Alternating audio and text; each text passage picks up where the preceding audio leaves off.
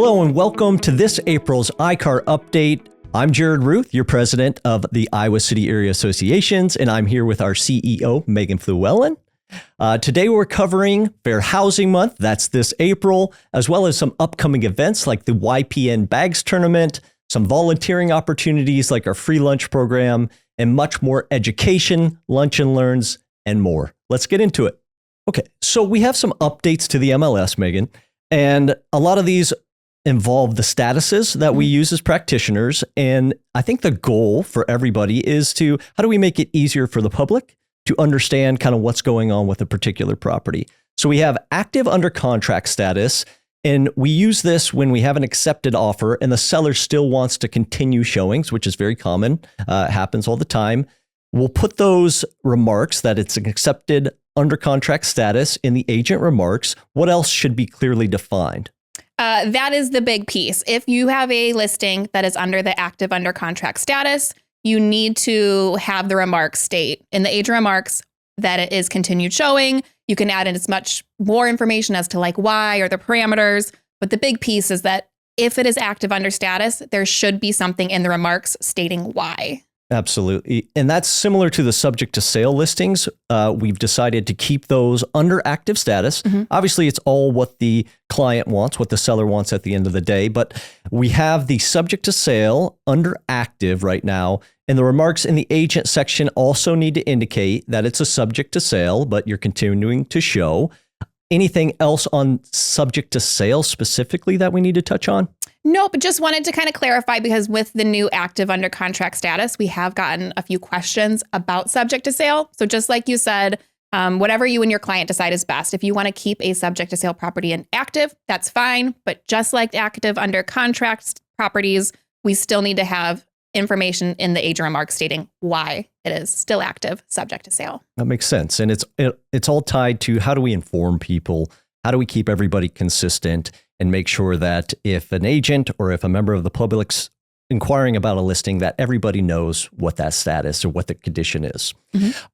We also have a new feature. If everybody remembers, we did some trimming of the MLS features not too long ago, some things that we don't use in practice anymore, but we did add ADUs, accessory dwelling unit, as a feature on exterior. What do people need to know about that? Yeah, so this is following all of the work that we did as realtors last year to allow ADUs. So we now know that in the state of Iowa, just about anywhere, you are able to build an accessory dwelling unit. So now we had members asking, is there an easier way to search for properties that have an ADU, an accessory dwelling unit? So yep, now under exterior features, there is a checkbox. So hopefully as we start to see more of those properties being built or being sold, easier for you guys to search and help your clients. Absolutely. That's great news. Always good to add those things. So April is Fair Housing Month, and each year we commemorate the passage of the Fair Housing Act. This is going to go back to history class, but what is the Fair Housing Act, Megan? Yes. So the Fair Housing Act, back in the 50s, it essentially states that no person should be discriminated against based off of any of the protected classes. So here in the housing world, it is that no one is denied access to a property or the ability or the likelihood that they would choose a property based off of any of their protected classes. Right. And we promote this and we believe in this as an association. We're also involved with the National Association. We recently got a fair housing grant.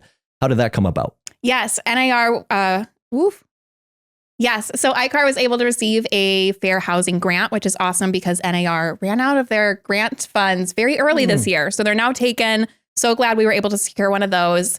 And because of that, we're able to bring in national instructor. We've got Nate Johnson coming to ICAAR. He's very big in the NAR world. Our members enjoy him.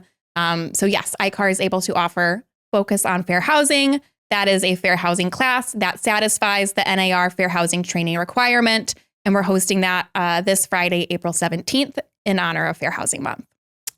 Great. And we encourage all members to complete that or take that class. We also encourage you to complete the Fairhaven 2.0 if you haven't done so already. For those that don't know about NAR's Fairhaven, it was redone for a 2.0 version. What are some of the changes? Yes. If you've took it before back in 21, it's all new situations, new kind of like client story interactions. And it's another way to satisfy that NAR fair housing training requirement. And it is free. It is available to anyone as a member of NAR.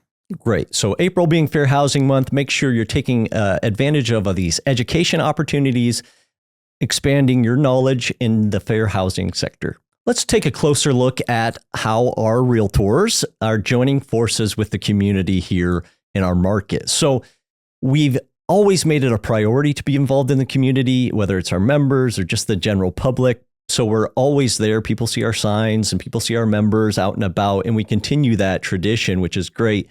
We have a few sponsor events coming up. We have the Table to Table. Megan, what's the Table to Table dinner? Yes. So ICAAR is a sponsor of Table to Table's annual dinner event. This event is just kind of a celebration of the evening of all that they do throughout the year. But Table to Table is an amazing organization. They are responsible for taking surplus food in our community from places like ICAAR, other larger event, businesses, and they help connect that surplus food, excess food with those in need in our community. Great. And that annual dinner obviously is marking an important milestone for them. They've been in our market for 30 years, rescuing fresh, nutritious food for our neighbors. That dinner is Wednesday, April 22nd from 5:30 to 7:30, and we'll have a few members from ICAAR there representing us. We also have the Iowa City Hospice Walk for Dignity. If you're not familiar with Iowa City Hospice, they provide expert, compassionate, and end-of-life care at home, supporting patients and families in our Iowa City community and surrounding areas. The Walk for Dignity is Sunday, April 26th at 12 p.m. So put on your walking shoes, come have some fun for this family-friendly event that's honoring members of loved ones and raising funds to support compassionate care. We also have the Team Breast Friends Drive Away Breast Cancer Golf Outing. Team Breast Friends is a local organization making a positive difference for those whose lives have been affected by breast cancer. We're close to this organization. What do folks need to know about the Drive Away Cancer Outing? Yes, this outing is going to be Sunday, May 3rd at 9 a.m. They have team registration available, so anyone, we would encourage you to sign up, grab some friends, have fun. ICAAR will be there as the divot sponsor this year. Great. So make sure to leave some divots, but clean them up after you're done. This April, we're sponsoring the Iowa City Free Lunch Program. There's volunteering opportunities for our members at ICAAR. You could work there, but what we really need is some food volunteers. So sign up at icaar.org to see what's needed. It's really quick. It's really simple. We can help anybody out if they have trouble navigating that site, but make sure you take some time and volunteer for the Iowa City Free Lunch Program coming up this April 30th. We also have our YPN Bags Tournament. Always contentious, a lot of competition, a lot of face paint. People really go all out. What do you love about YPN Bag Tournament time?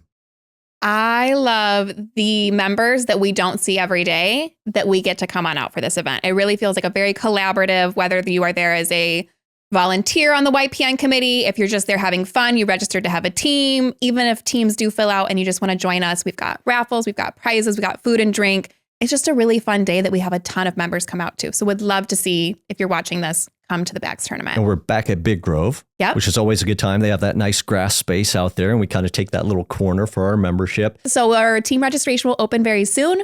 We do have sponsorship opportunities still available. Most of them have been filled out, so thank you, affiliates.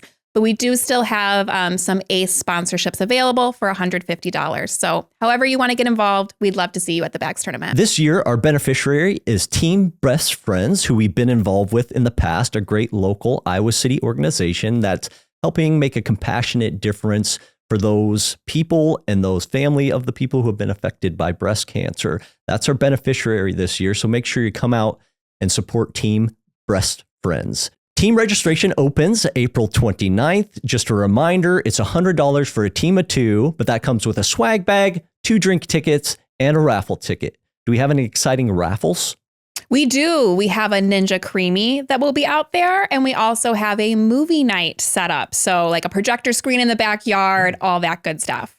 Great. So lots of opportunities to network, raise money for this really lovely organization, and that's going to be taking place Friday, May 29th at Big Grove. So hope to see you at the YPN's Bag Tournament. Let's talk about some of our exciting events and education that we have coming up here at ICAAR. We have the Iowa Realtors Summer Meetings. Iowa Realtors Association hosts summer meetings every year. Location changes. This year, it's right here in our own backyard at the Coralville Hyatt.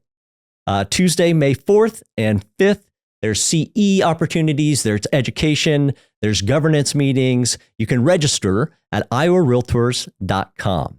Make sure to also register if you're a broker for our Q2 ICAAR broker meeting. That's on April 22nd at our ICAAR office at 9 a.m. You can register at icaar.org. And make sure you save the date, get your calendar out, or write it on a Post-it note.